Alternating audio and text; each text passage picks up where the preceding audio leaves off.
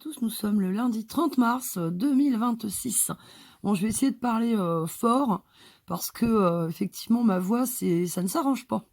Donc toujours mes histoires d'allergie avec le pollen, j'ai beau me bourrer de polaramine ou je ne sais quoi là, ça ne change rien.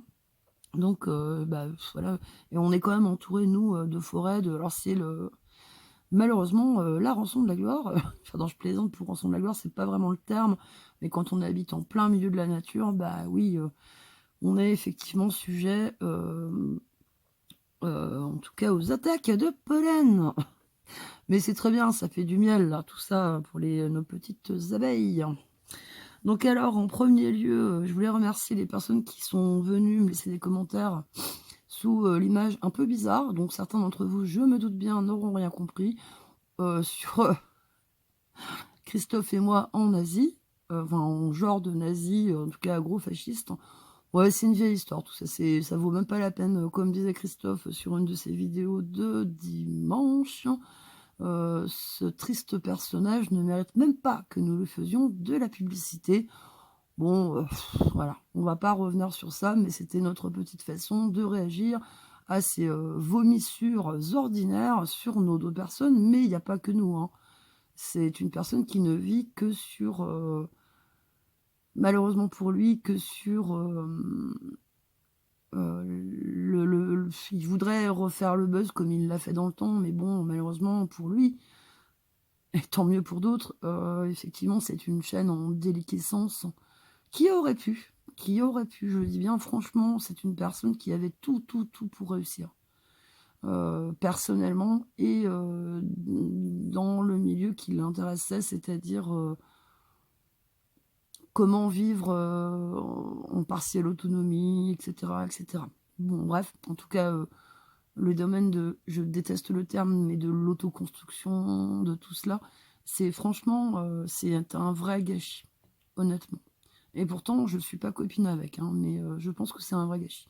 Donc vous inquiétez pas, je ne suis pas fasciste ni, néo-nazi, mais c'est ce pourquoi on voudrait, nous faire passer. Donc du coup, bah, écoutez, c'était, la réponse de la bergère au berger parce que, bah, en général, on réagit pas, on réagit plus, on est prévenu par des copains, mais on dit: «Ouais, bon, hein, la bave du crapaud n'atteint pas la blanche colombe». Donc bref, donc des gens sont venus me faire coucou, certains sont abonnés. Alors ici, vous m'entendrez, très, très rarement, à part aujourd'hui, puisque c'est une citation que je fais, vous dire, «Likez, abonnez-vous, partagez, patati patata». Après, ça fait toujours plaisir. Alors, je suis allée voir justement, par acquis de conscience, à chaque fois, j'ai remonté les abonnements. D'ailleurs, j'ai vu des grosses chaînes. J'étais étonnée, je pensais pas que Maud était encore abonnée à ma chaîne. Eh, coucou Maud! Bon, je pense que tu regardes pas mes conneries, mais en tout cas, si tu es de passage par là, salut Maud! Donc du coup, puis bah, Vénus évidemment ma copine, mais qui elle est traitée par notre gourgandin de, je sais pas, je me souviens pas de ses termes exacts. Vénus, c'est, la fille à la yourte qui boit de l'eau de pluie. Enfin, elle a changé son nom plusieurs fois comme nous tous. Moi, ça fait un sacré paquet de temps que je suis sur Passagère du vent, j'ai rajouté tribord en effet parce que, je prends un peu le vent à droite maintenant, mais enfin, en tout cas, j'oriente mes voiles plus à droite. Et alors? Ça veut quand même pas dire que je suis devenue, néo-nazie ou fasciste, hein, les gars? Peut-être se calmer un petit peu là, c'est juste que d'un seul coup, 53 ans le 13 avril, je, commence à devenir raisonnable. Comme dans la chanson de Brel, «Les bourgeois, c'est comme les cochons». Bah oui, à la fin de la chanson, mais je ne suis pas une bourgeoise pour autant, hein. Attention, hein, on s'entend. Mais je veux dire, par contre, en vieillissant, oui, il y a des chemins de vie, en tout cas, si on fait son examen de conscience, machin, tout ça, où on se dit: «Non, mais là, hein, tes conneries là de tout». Je suis pas fière de ce que j'ai fait avant. Quand je militais, à gauche, voire extrême gauche, j'étais convaincue de plein de choses. Aujourd'hui, beaucoup moins. Là, beaucoup moins, et surtout cette nouvelle génération, de gens, qui se classent à gauche ne me représente pas du tout.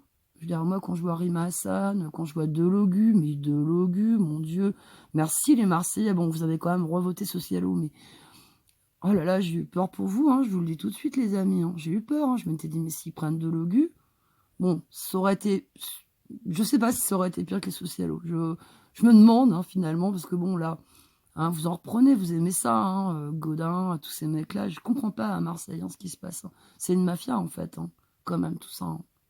Parce qu'ils vous font souffrir, ces mecs-là, quand même. Regardez vos gosses qui vous sont arrachés, placés dans les foyers de l'aide sociale à l'enfance, qu'on prostitue, hein. Sur Marseille, énormément. Vous allez me dire, mais t'es chiante, tu vois des pédos partout. Bon, bref. Donc, du coup, je suis allée voir donc les côtés nouveaux abonnés. Alors, je me suis abonnée aux chaînes qui avaient des chaînes actives. Même un gars qui s'appelle AT, je sais plus quoi, vous voyez, comme quoi je suis tolérante et très ouverte d'esprit. D'ailleurs, j'ai écouté sa dernière vidéo en date, c'est un extrait de Guy Marchand, j'ai rigolé. Donc voilà, je pourrais pas vous dire tous les gens auxquels je me suis abonnée.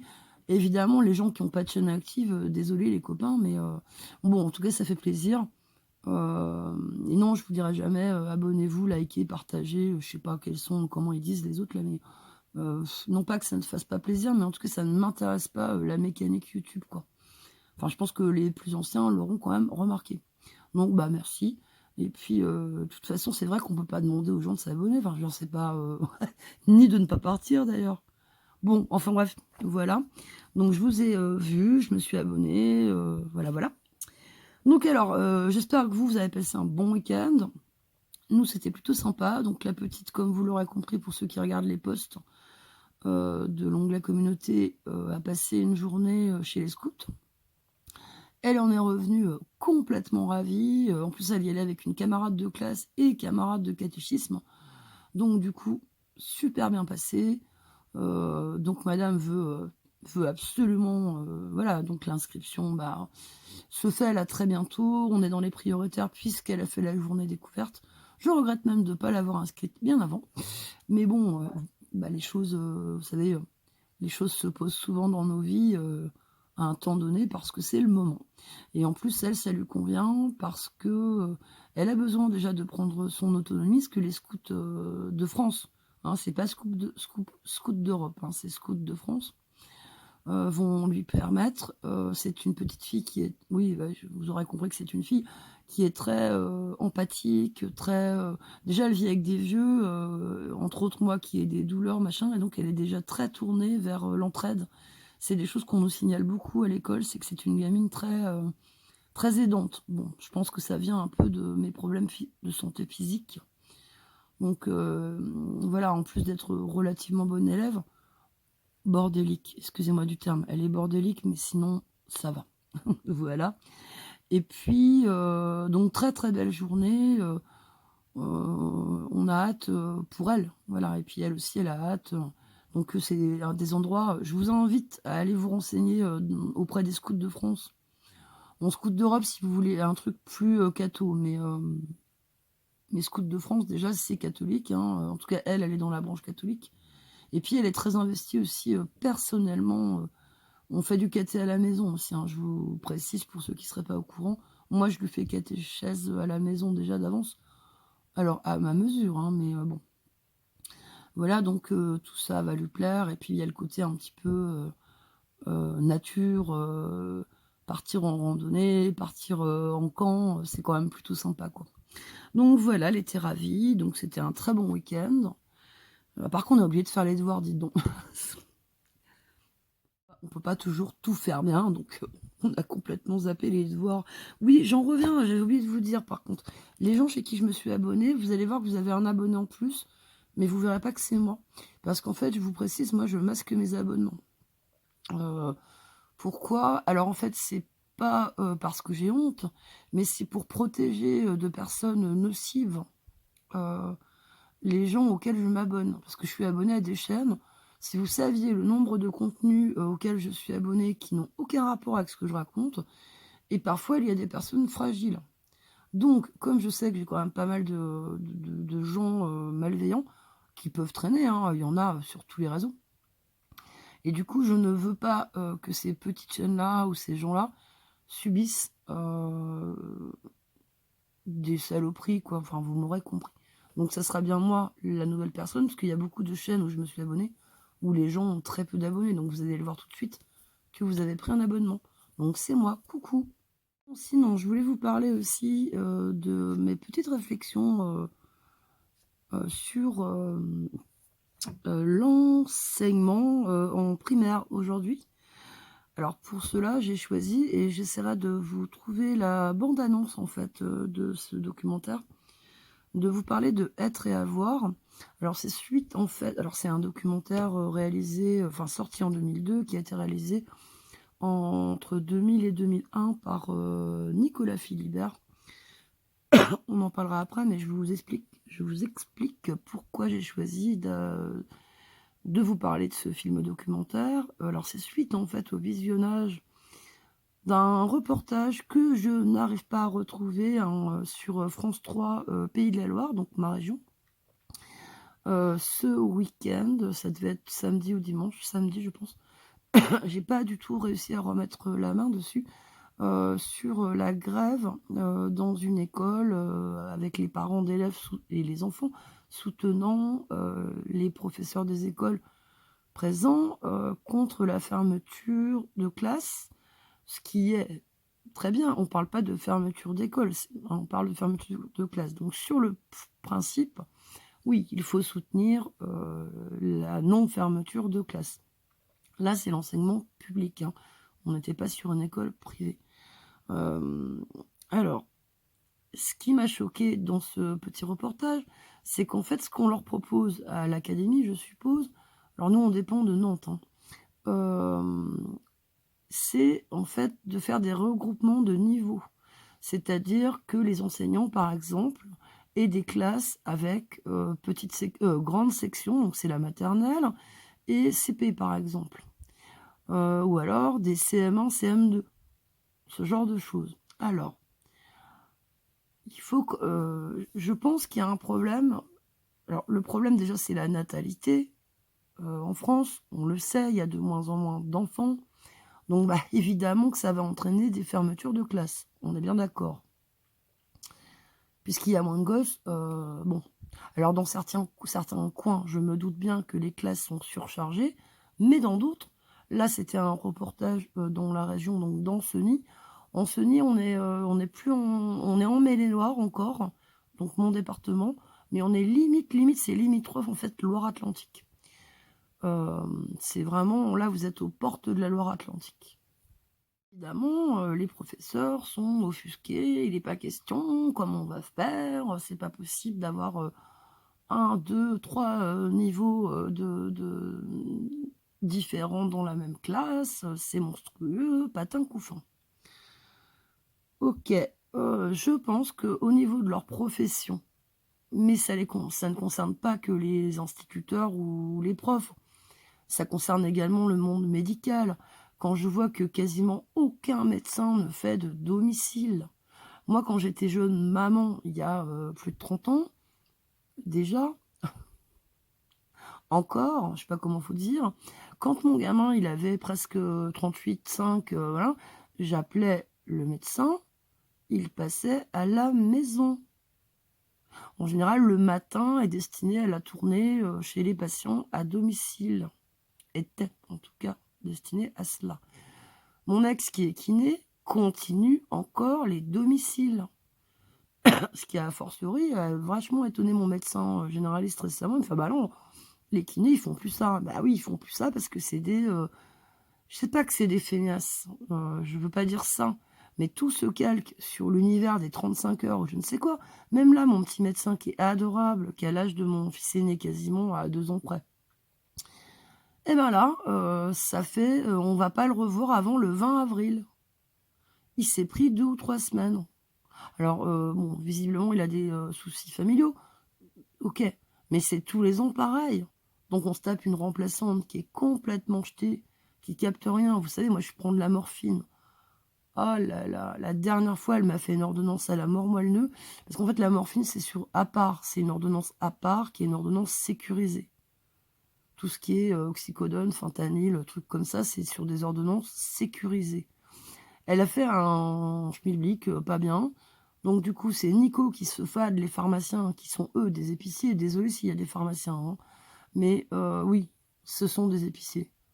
Et qui cherchent toujours à foutre leur grain de sel dans... Elle va tout prendre. Alors je vous rappelle que moi, je vois mon médecin une fois par trimestre pour mes renouvellements et que pour ce qui concerne ma morphine, pour soulager, mes douleurs, il me fait une ordonnance d'1 mois. Donc c'est-à-dire que on peut pas avoir pour un trimestre. Donc en théorie, je devrais y retourner tous les mois. Donc pour un trimestre, je tiens avec une très grosse ordo, on est d'accord, le maximum, mais que de 1 mois.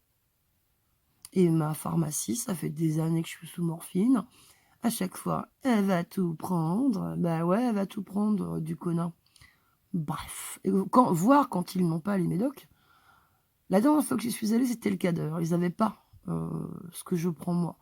Et je leur ai dit, bah oui, c'est pas comme si vous aviez une patiente qui est sous morphine depuis des années.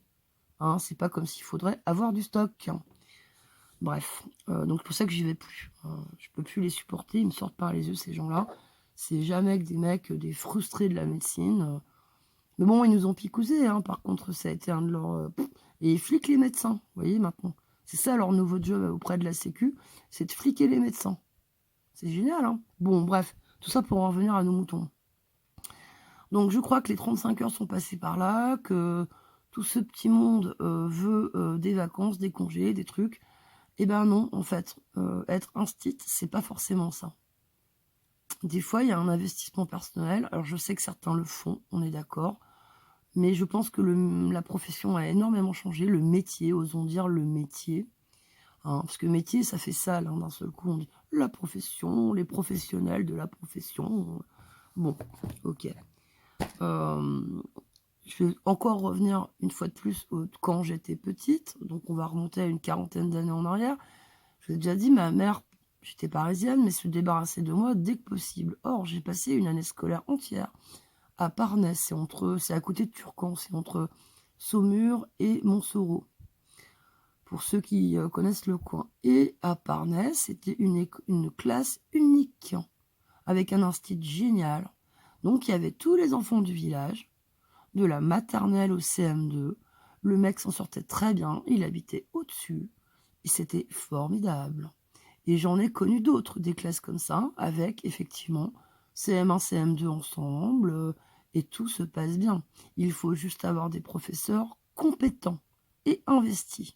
Et même à Émile Zola à Saint-Ouen, par exemple, quand on est parti en classe de neige à Saint-Véran, donc c'est le plus haut village de France dans les Alpes, bah c'est la maîtresse en fait qui nous a tous payé de ses propres deniers le badge, enfin la broche de notre première étoile.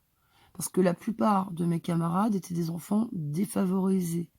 Donc évidemment, ils n'avaient pas les sous pour s'acheter. On l'avait eu, notre première étoile. Tout le monde l'a, la première étoile. Il faut vraiment être nul.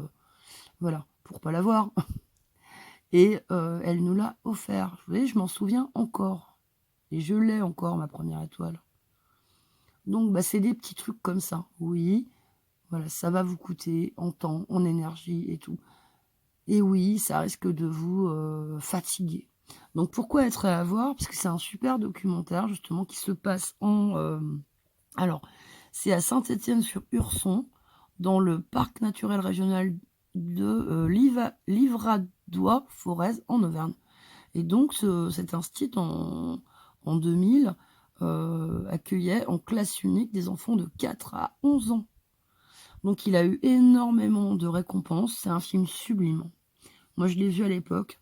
Et c'est un très très beau film documentaire où on voit cette passion de cet instituteur pour son métier, avec des enfants issus, certains d'agriculteurs très pauvres, des enfants d'agriculteurs très pauvres dans ces coins-là.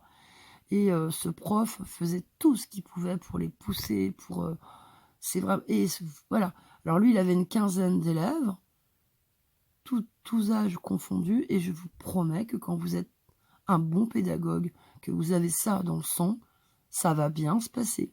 Alors, un peu d'autorité, c'est sûr, ça manque beaucoup, hein, puisque les profs acceptent de se faire poignarder maintenant, donc bon, voilà, mais normalement, ça devrait le faire. Alors, par rapport à l'histoire, il y a eu une petite polémique. C'est que comme le film a été beaucoup récompensé, le professeur en premier lieu, comment il s'appelait déjà? Je vais vous le dire, Georges Lopez. Et certaines familles ont dit: «Ah ben non, là, quand même, on aimerait bien avoir un petit peu des sous par rapport à ça». alors que c'était pas du tout dans le contrat. Non, si le film documentaire marche, il est pas forcément question de rémunération, quoi. C'est un film documentaire. Bon, ça a été le truc qui a un peu entaché. Mais sinon, je vous le conseille, donc je vous mettrai la bande annonce. Je sais pas ce que vous en pensez vous. Si vous avez une opinion, bah, je serais ravie que vous la laissiez en commentaire. Je vous embrasse tous. Je remercie les plus sympathiques d'entre vous. Georges, toujours, qui est là, bien sympathique, et puis tous ceux, ma petite Flo qui m'a laissé des messages, récemment. Il y a aussi, Marie-Françoise, que j'ai, Marie-Françoise, je t'ai rappelé, hein, donc voilà, parce que des fois, je suis mauvaise camarade. Je passe vraiment, des semaines et des semaines sans appeler, mes copains, au téléphone. Mais sachez que, normalement, je suis pas, je pense à vous beaucoup et voilà, je suis beaucoup moins adepte, du téléphone qu'il y a, 30 ans, dira-t-on, voilà. Bon, je vous embrasse tous, je vous souhaite une bonne semaine et bah, c'est tout. Allez, à bientôt.